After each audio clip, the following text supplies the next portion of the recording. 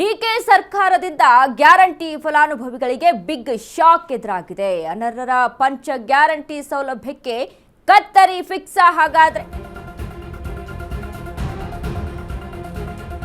DK ಸರ್ಕಾರದಿಂದ guarantee ಫಲಾನುಭವಿಗಳಿಗೆ big shock. ಅನರ್ಹರ ಪಂಚ ಗ್ಯಾರಂಟಿ ಸೌಲಭ್ಯಕ್ಕೆ ಕತ್ತರಿ ಫಿಕ್ಸ್. ಫಲಾನುಭವಿಗಳ ಮಾಹಿತಿ ಸಂಗ್ರಹಕ್ಕೆ ಮುಂದಾದ ಸಿಎಂ ಡಿಕೆಶಿ. ಅರ್ಹರಿಗಷ್ಟೇ ಪ್ರಯೋಜನ ಸಿಗಬೇಕು ಎಂದ ಸರ್ಕಾರ. ಪಂಚ ಗ್ಯಾರಂಟಿಗಳ ಪರಿಷ್ಕರಣೆ ಸುಳಿವು ಕೊಟ್ಟ ಡಿಕೆಶಿ. ಗ್ಯಾರಂಟಿ ಫಲಾನುಭವಿಗಳ ಮೊಬೈಲ್ ಸಂಖ್ಯೆ ವಿವರಗಳಲ್ಲಿ ವ್ಯತ್ಯಾಸ. ಗೃಹ ಜ್ಯೋತಿಯ 200 ಯೂನಿಟ್ ವಿದ್ಯುತ್ ಪಡೆದು ವಾಣಿಜ್ಯಕ್ಕೆ ಬಳಕೆ ಆಗ್ತಾ ಇದೆ ಅಂತ ಹೇಳ್ತಾ ಇದ್ದಾರೆ. ಗ್ಯಾರಂಟಿಯಲ್ಲಿ 1.64 ಕೋಟಿ ಫಲಾನುಭವಿಗಳಿದ್ದು ಅರ್ಹರು ಯಾರು? ಗ್ಯಾರಂಟಿ ಯೋಜನೆಗಳನ್ನು ದುರುಪಯೋಗ ಮಾಡಿಕೊಳ್ಳುವವರಿಗೆ ಶಾಕ್ ಇದೀಗ.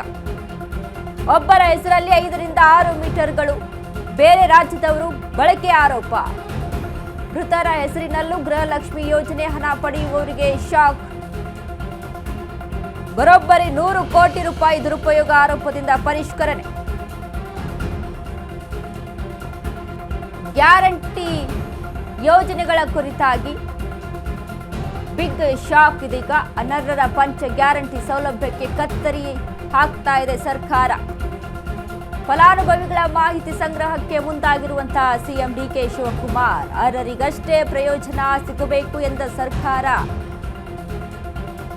ಪಂಚ ಗ್ಯಾರಂಟಿಗಳ ಪರಿಷ್ಕರಣೆಯನ್ನ ಸುಳಿವು ಕೊಟ್ಟಿದ್ದಾರೆ ಡಿಕೆ ಶಿವಕುಮಾರ್. ಮೊಬೈಲ್ ಸಂಖ್ಯೆ ವಿವರಗಳಲ್ಲಿ ವ್ಯತ್ಯಾಸ ಆಗಿದೆ.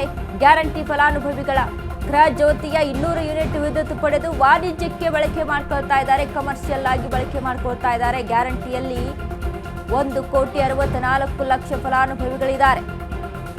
ಗ್ಯಾರಂಟಿ ಯೋಜನೆಗಳನ್ನು ದುರುಪಯೋಗ ಮಾಡಿಕೊಳ್ಳುವವರಿಗೆ ಶಾಕ್ ಇದೆ. ಒಬ್ಬರ ಹೆಸರಲ್ಲಿ 5 ರಿಂದ 6 ಮೀಟರ್ಗಳು ಬೇರೆ ರಾಜ್ಯದವರಿಗೆ ಕೂಡ ಬಳಕೆ ಮಾಡ್ತಾ ಇದ್ದಾರೆ ಅನ್ನುವಂಥ ಆರೋಪ. ಇನ್ನು ಗ್ಯಾರಂಟಿ ವಿಚಾರಕ್ಕೆ ಸಂಬಂಧಪಟ್ಟಂತೆ ಪಂಚ ಗ್ಯಾರಂಟಿ ಗೃಹಲಕ್ಷ್ಮಿಯಲ್ಲಿ 26,608, ಅನ್ನಭಾಗ್ಯ 10,600, ಗೃಹ ಜ್ಯೋತಿ 9,657, ಶಕ್ತಿ ಯೋಜನೆ 5,300 ಇಷ್ಟು ವಹಿಸಬೇಕು. ಶಕ್ತಿ ಯೋಜನೆಯಲ್ಲಿ 5,300, ಯುವ ನಿಧಿ 1,500, ಒಟ್ಟು 55,665. ಈ ವಿಚಾರಕ್ಕೆ ಸಂಬಂಧಪಟ್ಟಂತೆ ನೋಡಿ, ಏನು ಸರ್ಕಾರ ಮೊದಲು ಗ್ಯಾರಂಟಿಯ ಘೋಷಣೆ ಮಾಡುತ್ತಲ್ಲ, ಎಲ್ರಿಗೂ ಕೂಡ ಮಹಾದೇವಪ್ಪ ನಿನಗೂ ಓಕೆನೆ, ಎಲ್ರಿಗೂ ಓಕೆನೆ, ಯಾವ ಎಮ್ ಎಲ್ ಎಯ ಹೆಂಡತಿಗೂ ಕೂಡ ಗೃಹಲಕ್ಷ್ಮಿ ಯೋಜನೆ ಬರಬೇಕು, ಎಲ್ಲವೂ ಕೂಡ ಎಲ್ರಿಗೂ ಕೂಡ ಸಿಗಬೇಕು ಅನ್ನುವಂಥ ನಿಟ್ಟಿನಲ್ಲಿ ಸರ್ಕಾರ ಘೋಷಣೆ ಮಾಡ್ತು. ಬಟ್ ಈಗ ಸರ್ಕಾರದ ಮೇಲೆ ಬಿದ್ದಿರುವಂಥ ಹೊರೆಗಳಿಗೆ ಸರ್ಕಾರ ಹೇಳ್ತಾ ಇರುವಂಥದ್ದು ಯಾರು ಅರ್ಹರಿದಾರಲ್ವಾ ಅವರಿಗೆ ಸಿಕ್ಕರೆ ಸಾಕು ಅಂತ. ಅಷ್ಟು ಹೊರೆ ಆಗ್ತಾ ಇದೆ ಸರ್ಕಾರದ ಮೇಲೆ. ಗ್ಯಾರಂಟಿಗಳನ್ನ ಪೂರೈಸುವುದರಲ್ಲಿ ಗ್ಯಾರಂಟಿ ಪೂರೈಕೆ ಒಂದೇ ಸಕ್ಸಸ್ ಅಲ್ಲ.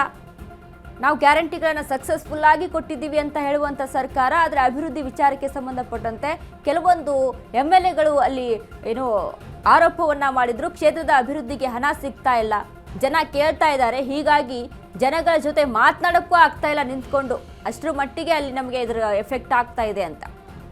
ಗ್ಯಾರಂಟಿಗಳನ್ನು ಪೂರೈಸೋದ್ರಲ್ಲಿ ಅಭಿವೃದ್ಧಿಯತ್ತ ಸರ್ಕಾರ ಗಮನ ಹರಿಸಿಲ್ಲ. ಹೀಗಾಗಿ 100 ಕೋಟಿಯಷ್ಟು ಇಲ್ಲಿ ಅರ್ಹರಾಗಿ ಬಳಕೆ ಆಗ್ತಾ ಇದೆ ಅನ್ನುವಂಥ ಆರೋಪವನ್ನು ಡಿಕೆ ಶಿವಕುಮಾರ್ ಮಾಡ್ತಾ ಇದ್ದಾರೆ.